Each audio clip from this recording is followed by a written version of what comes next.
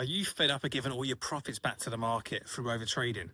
Follow these simple steps to focus on quality over quantity. One of the biggest problems traders experience is they look at an individual asset to make their decisions. Okay, they might look at the S&P 500, which is the top benchmark for the US, and they will look to trade up or down based on what this is doing. Now, that will take you so far in trading, but if you want to really get a step up and actually want to increase your probability and stop yourself from over trading, then this is not enough. You've actually skipped a step, which is important to laying the foundations before we build the house.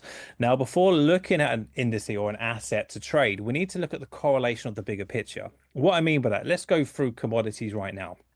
Okay, as we can see, look at the correlation. They're all bullish today.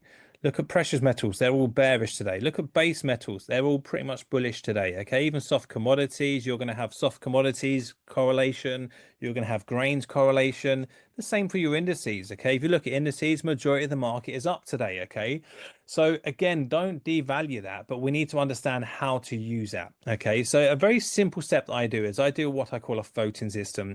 Okay, let's take precious metals. Okay, the EMAs I use is 20 and the 350. Okay, now the whole idea is if the price is above all of the EMAs, it's bullish. If it's below, it's bearish. If it's in between, it's indecisive. If it's indecisive, I don't have a clear direction, which means I don't want to look at trading. Okay, and you do a vote. So if we look at the collection now, one for indecisive. Look at silver, indecisive, in between the EMAs. Look at palladium, indecisive. Three that are indecisive. Platinum's technically above for bullish, but this would stop me from trading platinum apart from the individual look at, again, not even looking at the asset itself just yet. Just look at the correlation.